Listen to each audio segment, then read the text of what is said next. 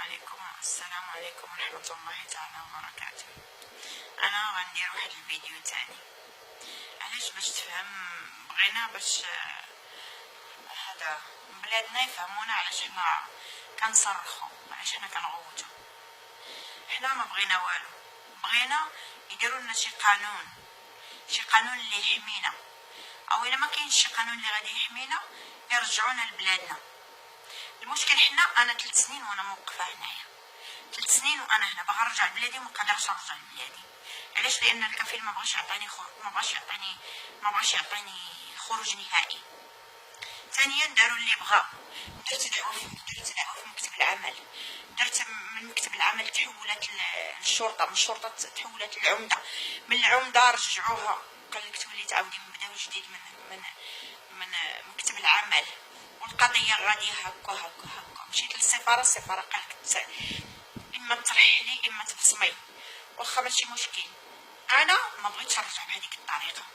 انا كمغربيه نهار جيت بالجواز السفر ديال المغرب، جيت بكرامتي، جيت حامله جواز سفر مغربي، ما جيتش حامله جواز سفر سعودي. ومني جيت لهنا باش نخدم ما خدمتش مع كفيلي حتى نهار. الساعه اللي دخلت فيها خرجت فيها من بعد نص ساعه، من بعد نص ساعه رماوني، ما بغاوش.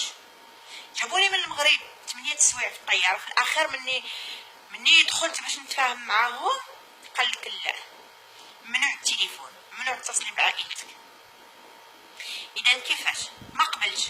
مني ما قبلتش خرجوني ترميت، بقيت هكاك. هذه 3 سنين وانا هكا بلا ورق بلا حتى شي حاجه. درت معاه جميع الحلول، صيفط ليه ميساجات، ما خليت اش درت معاه.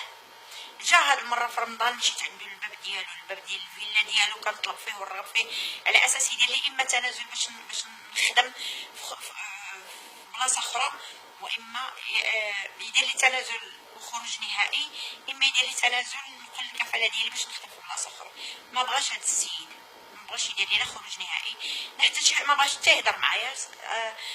الحراس في الباب جابوا لي البوليس، جابوا لي الشرطه، جات الشرطه عندي وعندي الدليل وعندي كل شيء. جات الشرطه عندي، شنو كديري فلانه، شنو بغيتي؟ ما بغيت والو، انا بغيت حقيها. شنو الشرطه قالوا لهم حنا ما نقدروش، هاد السيده ما عندها حتى شي حاجه، ما دايره حتى شي حاجه، علاش حنا غادي نديو هاد السيده؟ ما عندها حتى شي حاجه، كطالب بالحق ديالها، عطاوها حقها، تفاهموا معاها، شوفوا كيديروا معاها. مني قال لهم عطاونا الرقم ديال الوكيل ديالو، مني ما بغاش يهضر معنا، عطاوهم الرقم ديال الوكيل. مني هضر مع الوكيل قال له حنا درنا لها خروج نهائي. انا ما عندي علم على هذا الخروج النهائي بصفه نهائيه. انا داوني للمطار ورماوني في المطار وخلاوني، خداو لي الجواز وخداو لي الاقامه وبقيت مرميه. غير الناس داروا فيا الخير ورجعوني لداخل من المطار لداخل. من بعد بقيت كنقلب على خدمه وكنخدم في بلايص اخرين. علاش؟ باش ما نبقاش مرميه. هذا هو المشكل ديالي. ولحد الساعه 3 سنين ما بغا يدير لي خروج نهائي. مني مشيت عنده للدار جاب لي البوليس.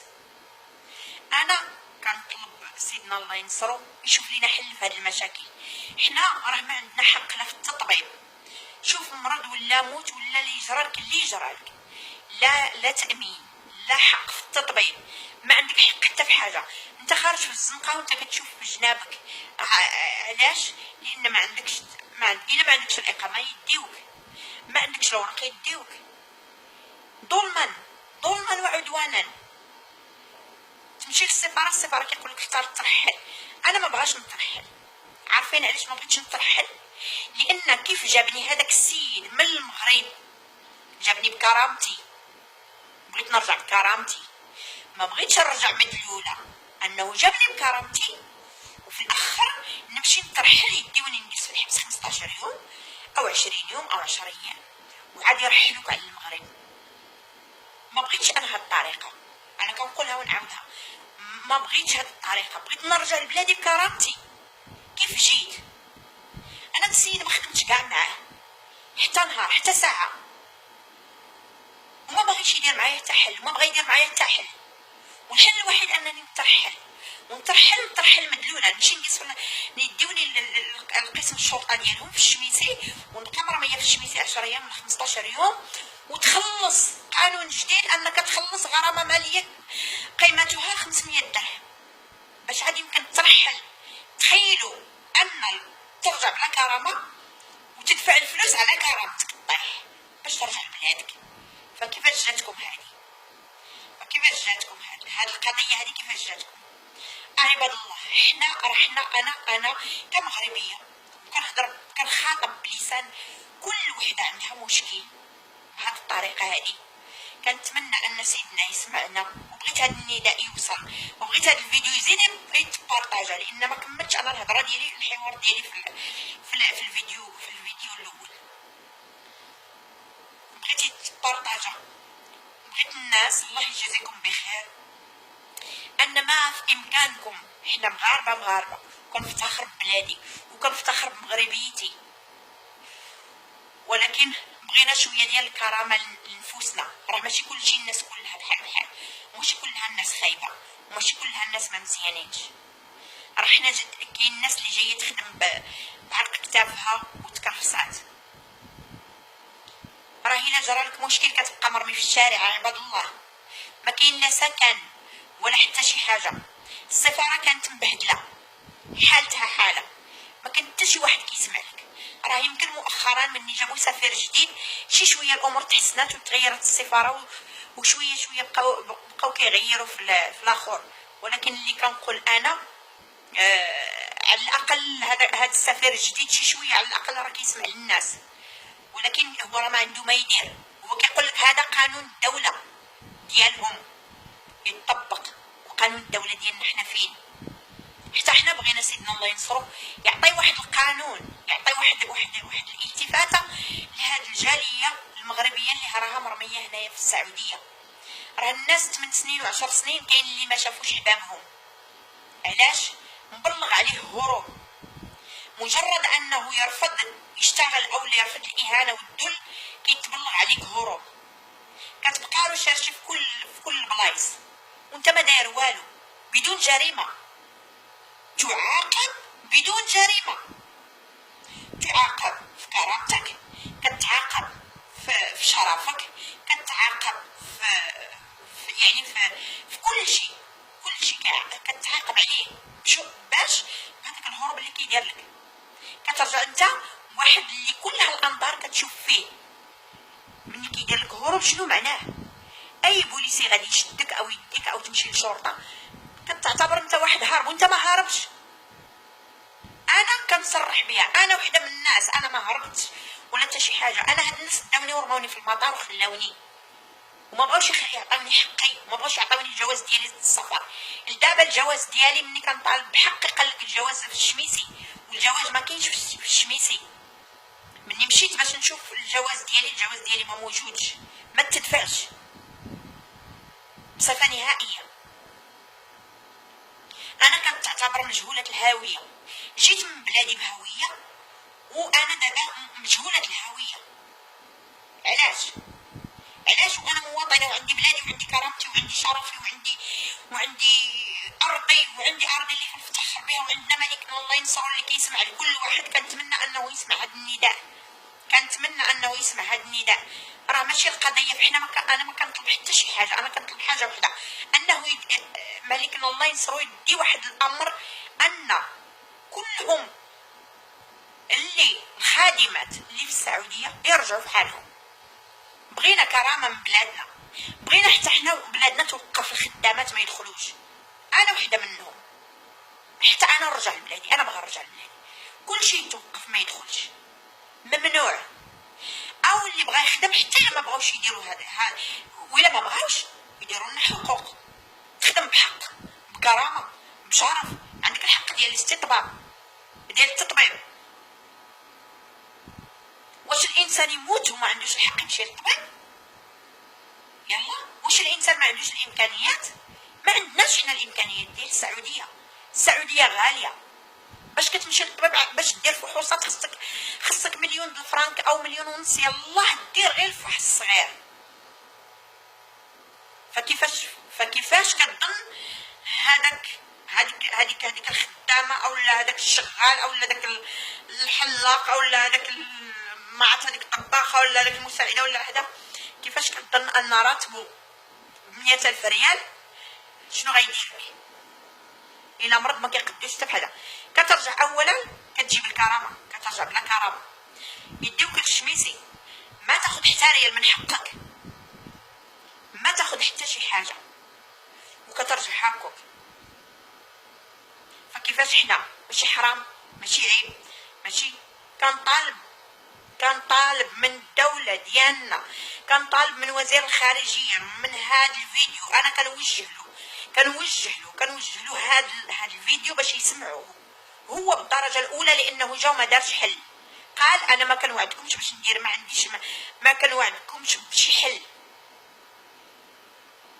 اذا علاش تجي تسمعنا ملي ما دير ليناش حل؟ لازم يديروا لنا حل، على الاقل يديروا سكن للناس، حتى الا ما صابوش فين يباتوا يديروا لهم سكن اسيدي، يديروا لهم سكن، ويديروا لهم سكن بشروط. اللي تحصلات عليه شي حاجه يتعاقب، هادشي اللي كاين. اللي خرق شي قانون يتعاقب عليه، ولكن على الاقل الناس فين تنعس.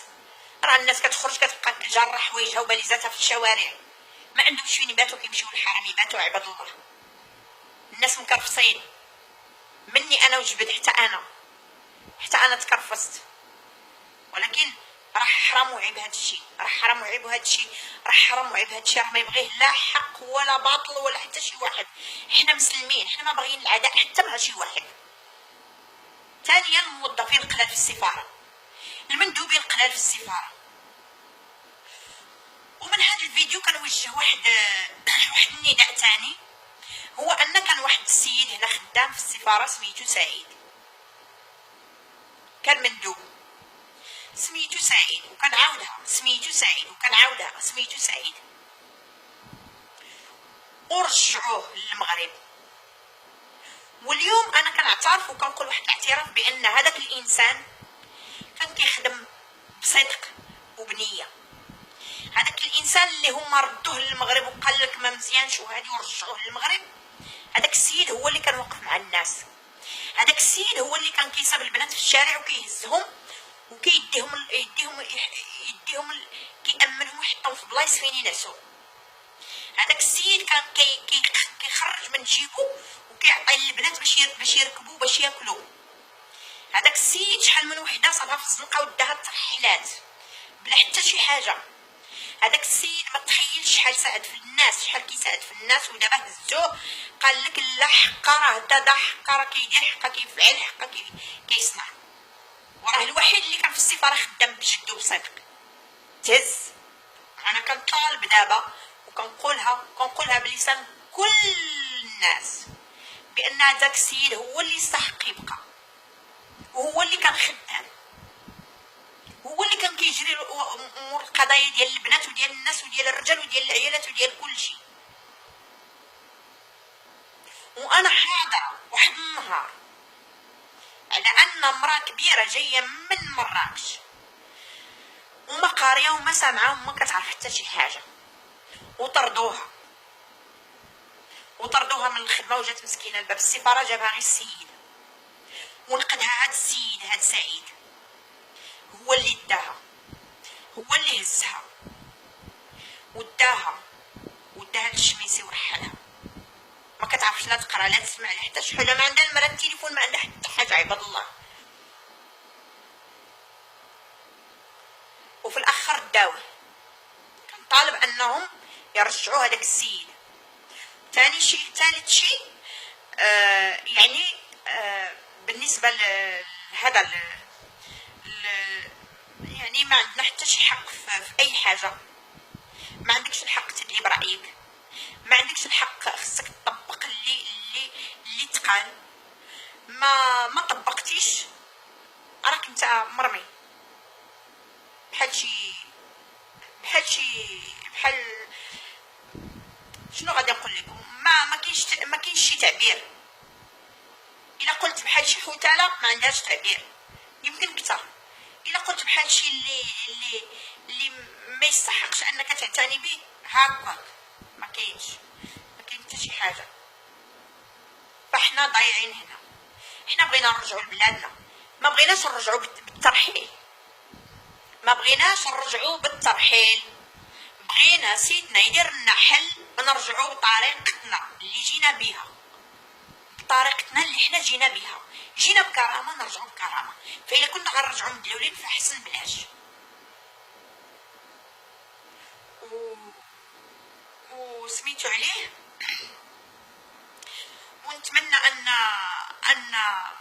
ان الدوله تشوف يعني تنظر في هاد القضيه هذه. وبغينا كيف قلتها المكاتب توقف اللي في المغرب، والرجال السمسريه اللي كيصيفطوا البنات والعيالات السمسريه اللي كيصيفطوا البنات من المغرب. راه يا عباد الله المكتب كياخد 20,000 درهم سعودي. 20,000 درهم هي 4 المليون، كياخد 10,000 درهم 2 المليون، 15,000 2 المليون ونص اللي كياخد المكتب على ظهر البنات وعلى ظهر العيالات، وكيصيفطوهم كيرميوهم. انا جيت بعقد، جيت لقيت مبلغ تاني، جايه ب 4000 صدقت لقيت 2000. جيت بسمية كفيل لقيت كفيل تاني. يلا كيفاش هاد الخروقات اللي عندنا في هاد المكاتب؟ كيفاش هادشي كيبيعوا ويشريو فينا؟ حرام هادشي.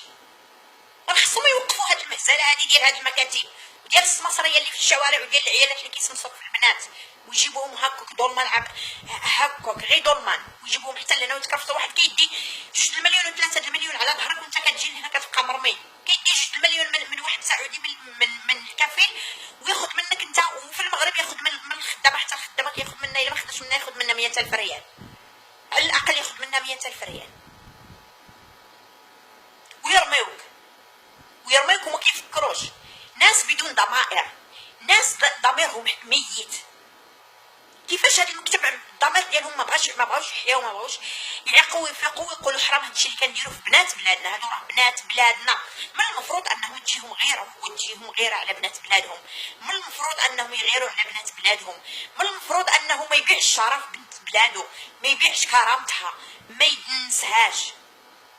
شنو كيظن مني كيصيفطوا وحده بهاد الطريقه هادي وكيرميها؟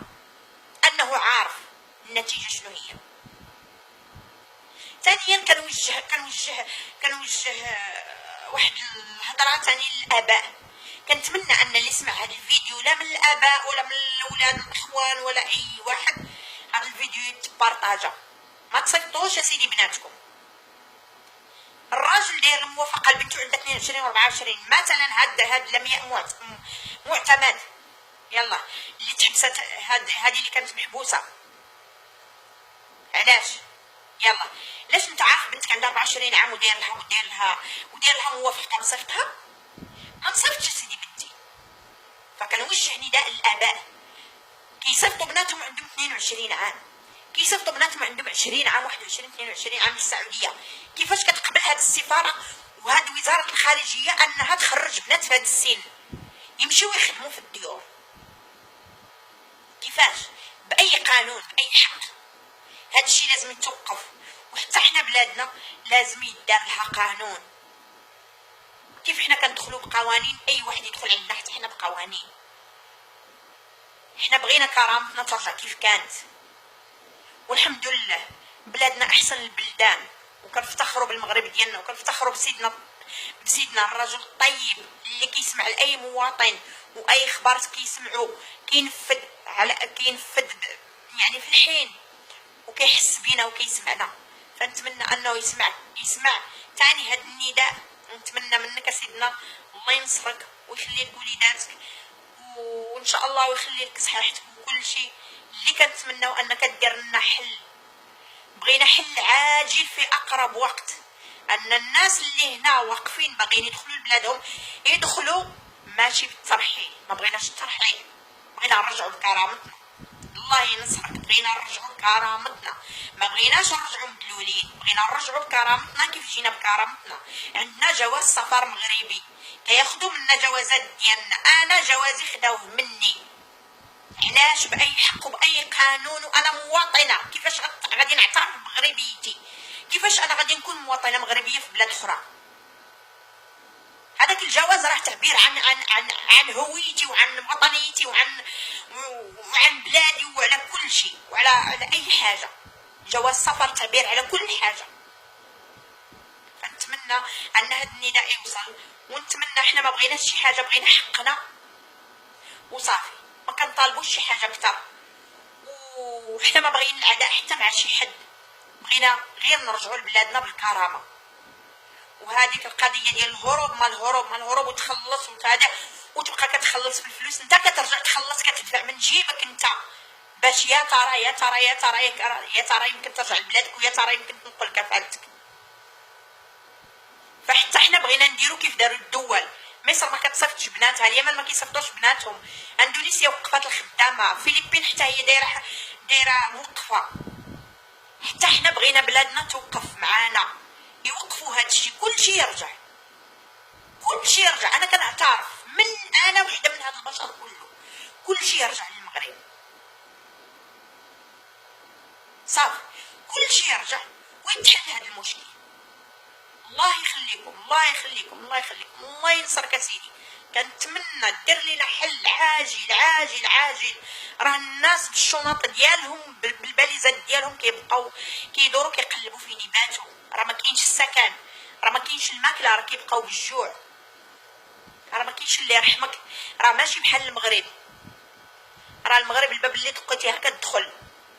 هنا راه ما كاينش داكشي، عندك ما عندكش تبقى في الشارع مرمي.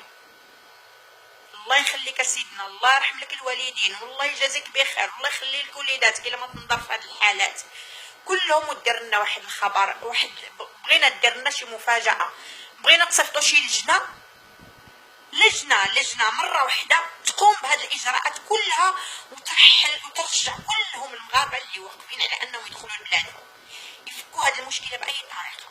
الله ينصرك سيدي، وبامكانك انك دير اي حاجه. الله ينصرك سيدي الى ما تمكننا هذه المشكله. جزاك الله خير. وحنا حنا عندنا الامل فيك وفي الله سبحانه وتعالى. السلام عليكم.